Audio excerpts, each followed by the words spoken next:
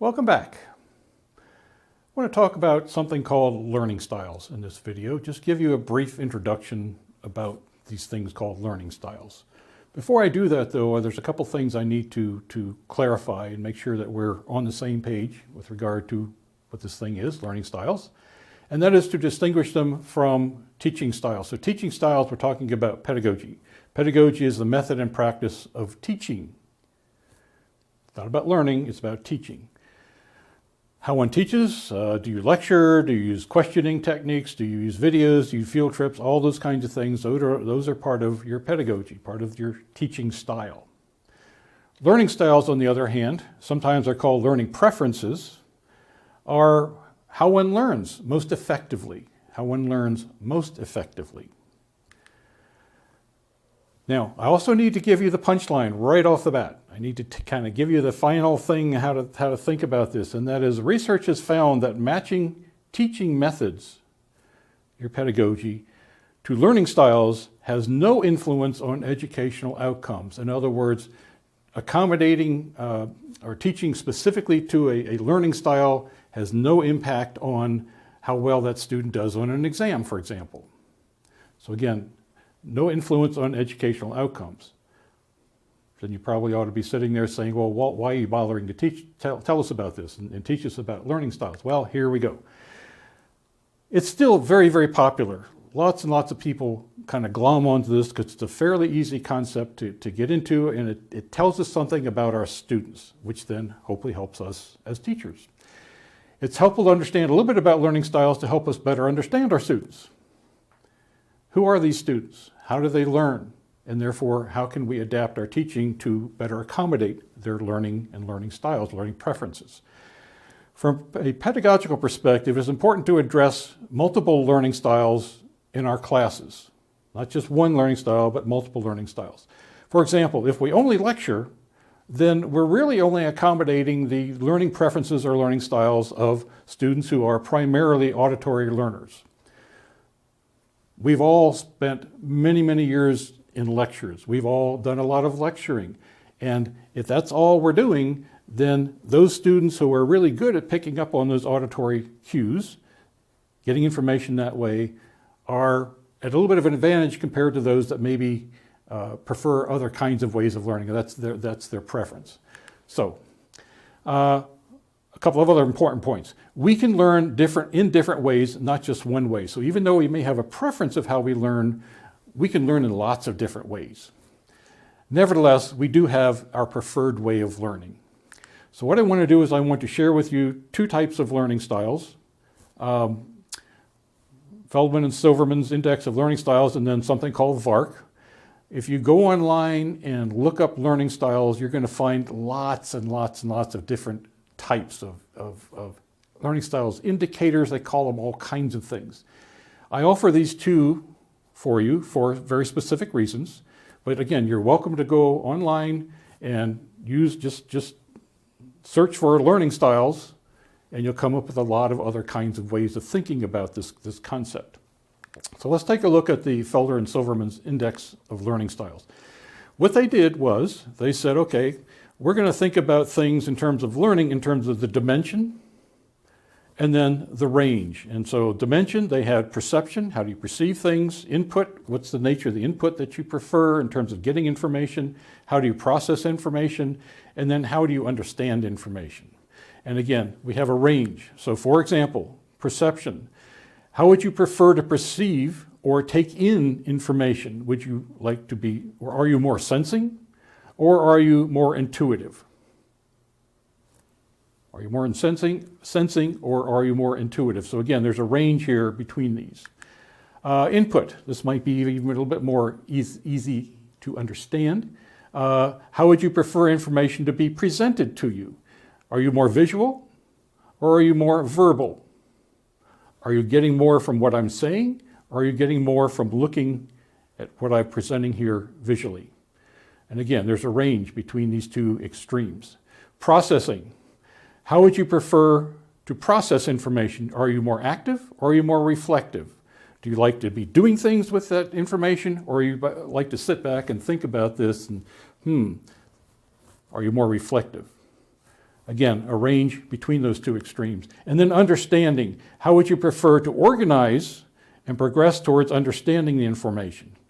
So are you sequential in looking at your information that you're getting, or are you more global? I'm very, very, very sequential. I like things step 1, step 2, step 3, step 4, chapter 1, chapter 2, etc. I'm very good at that. I'm much less good in terms of the global part. That does not mean that I cannot learn in a global manner. Global in this case would be I can see, or I want to see the whole picture, and then I'll worry about the details and the specifics. Here I want to know what's the first step, what's the second step, and so on. So again, you have a continuum there. All right, this actually comes from this website, so webtools.ncsu, North Carolina State University .edu, learning styles.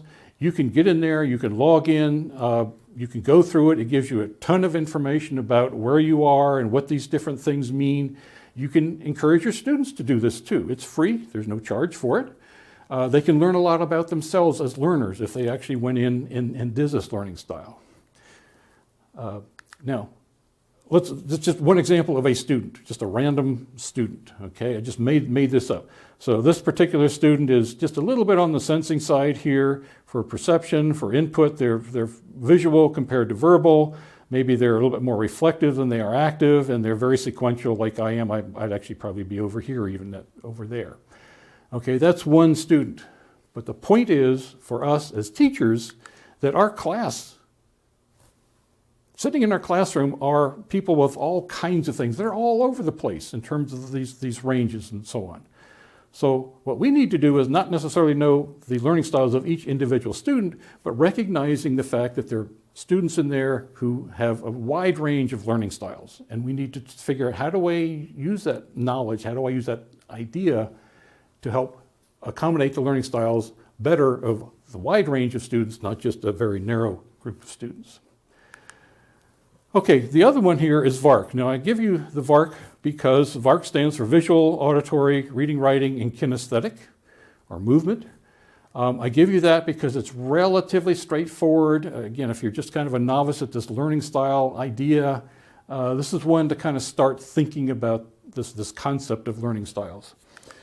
So what do these things mean? Visual, you prefer to get information from pictures, movies, diagrams, things like that. Auditory, music, discussion, lectures. We often use lectures primarily as our means of information delivery for our students. So we're already kind of, as teachers, accommodating a lot of that.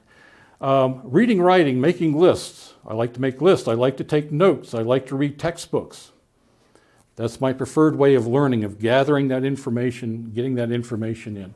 And then kinesthetic, movement, experiments, hands-on activities. Do I prefer to do things? So again, that's primarily the kinesthetic part of VARK.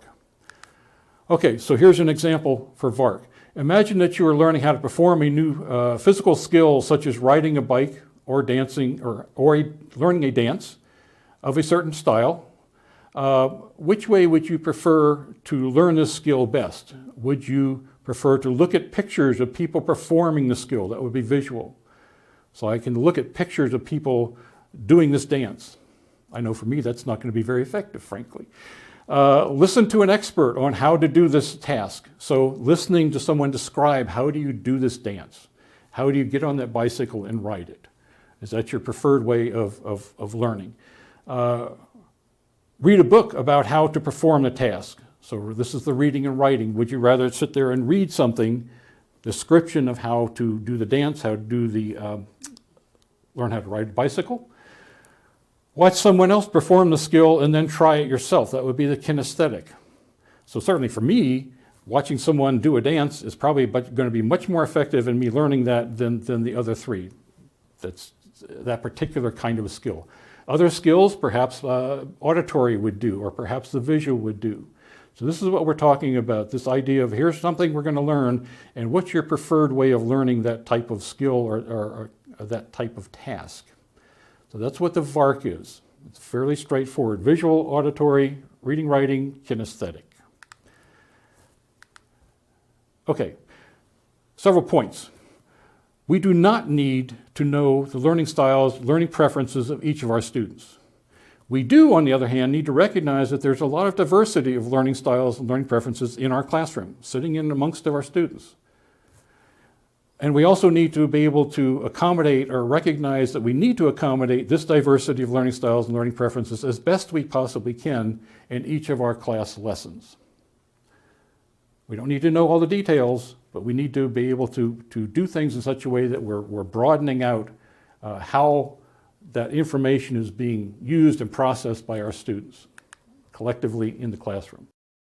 Parts of VARK may be the auditory versus the kinesthetic, then other kinds of tasks or information that you're presenting with students. All right, so take-home message. Your classroom includes many, many different learning styles. Hopefully you accept that. But now you're going to say, okay, well, but you know, how do we do this? How do we account for all those different learning styles? What do we do? Well, this gets back to all the kinds of things we've been talking in all these various workshops. Active learning activities, the CATs, the classroom assessment techniques, concept maps, and so on and so forth. Going on field trips, short writing assignments, collaborative learning, the groups and teams things, using more visuals or different kinds of visuals, telling stories. Storytelling is a very, very effective way of teaching. If you're good at it. I'm not particularly good at it, but that's a very effective way. Use student discussions, think, pair, share, those kinds of things. Those are the kinds of things that are going to allow you to accommodate a broader range of learning styles within your classroom, or simply, as opposed to simply, I'm lecturing time and time and time and time again. So that's the way you go about doing it. Okay, I have an assignment for you. What I want you to do is, I want you to choose a lesson that you teach, something that you think is really critical for students to learn, just one lesson. I want you to identify the most important point of that lesson, the thing that the students really need to know and remember. Then what I want you to do, recognizing these 4 parts of the VARK, we're going to use that for this assignment, is to design separate 3 or 4 minute long lessons about that aspect that you think is most important. One lesson for each of these 4. So they're going to be separate in the sense that some of them are going to be, one of the 3 to 4 minute lessons is going to be completely visual, completely auditory, completely reading and writing, and completely kinesthetic. So it's the same lesson, but it's done in 4 completely different ways. Then what I want you to do is take those and put them together and come up with a 10 to 15 minute lesson that includes each of the elements of VARK. So rather than, maybe auditory, maybe you're already doing something which you're lecturing. You already know how to do that. Okay, well, you probably maybe got that one done already, but now think about, how do I get that same information visually to them? How do I get that in terms of reading, writing? How do I get that to them in terms of kinesthetic? Pull those together and see what you come up with. Is it going to be more powerful in terms of the lesson itself, but also then how the students are going to be learning that lesson? Assignment, pick something you already teach, something that's really critical. What's the most important point? Design 4 separate short lessons, 1 visual, 1 auditory, 1 reading, writing, 1 kinesthetic that relates to that important point. And then once you have those done, put them together and come up with something shorter than that, presumably, that is hopefully even more powerful than what you're doing now in terms of accommodating learning styles. Good luck.